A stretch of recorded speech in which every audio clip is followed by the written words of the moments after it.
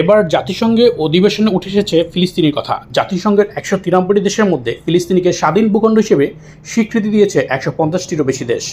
সর্বশেষ তথ্য অনুযায়ী ফিলিস্তিনিকে স্বাধীন ভূখণ্ড হিসেবে স্বীকৃতি দেওয়া প্রস্তাবের বিপক্ষে ভোট দেওয়া দেশগুলোর মধ্যে হলো ইসরায়েল, মার্কিন যুক্তরাষ্ট্র, আর্জেন্টিনা, চেক প্রজাতন্ত্র, Hungary, Micronesia, Nauru, Palau, Papua New Guinea.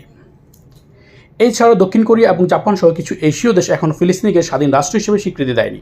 জাতিসংঘের বিভিন্ন প্রস্তাবে ফিলিস্তিনির পক্ষে বা বিপক্ষে ভোট না দিয়ে যেসব দেশ ভোটদান থেকে বিরত ছিলেন তারা হলেন Albania, Austria, Bulgaria, Canada, Croatia, Fiji, Finland, Georgia, Germany, Italy, Latvia, Lithuania, Malawi, Marshall দ্বীপপুঞ্জ, মোনাকো, নেদারল্যান্ডস, উত্তর মেসিডোনিয়া, প্যারাগুয়ে, মলদোভা প্রজাতন্ত্র, রোমানিয়া, সুইডেন, সুইজারল্যান্ড, ইউক্রেন, যুক্তরাষ্ট্র ও ভানুয়াতু।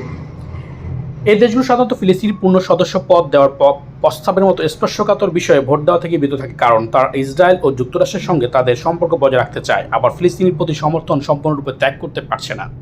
ফিলিস্তিনি স্বাধীন রাষ্ট্র হিসেবে জাতিসংঘের পূর্ণ সদস্য পদ না পাওয়ার কয়েকটি প্রধান কারণের মধ্যে প্রথমটি হচ্ছে নিরাপত্তা পরিষদের ভেটো ক্ষমতা। জাতিসংঘের সদস্য পদ লাভের জন্য কেবল সাধারণ পরিষদের ভোটের সমর্থন যথেষ্ট নয়।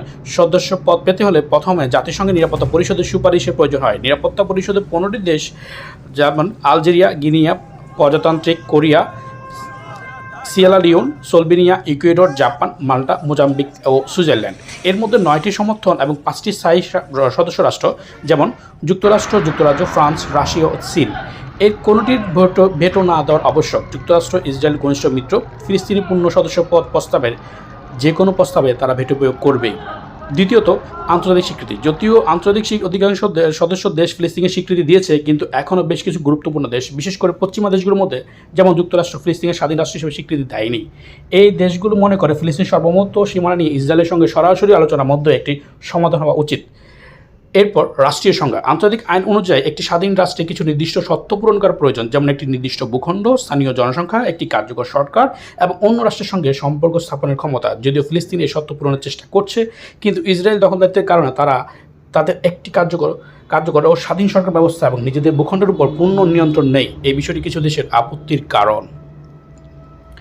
বর্তমানে ফিলিস্তিন জাতিসংঘের একটি পর্যবেক্ষক রাষ্ট্র, নন মেম্বার অবজার্ভ স্টেট হিসেবে মর্যাদা লাভ করেছে। এই মর্যাদার ফলে তারা সাধারণ পরিষদ অধিবেশনে অংশ নিতে পারছে এবং বিভিন্ন কার্যক্রম পর্যবেক্ষণ করতে পারছে, কিন্তু তাদের ভোটাধিকার নেই।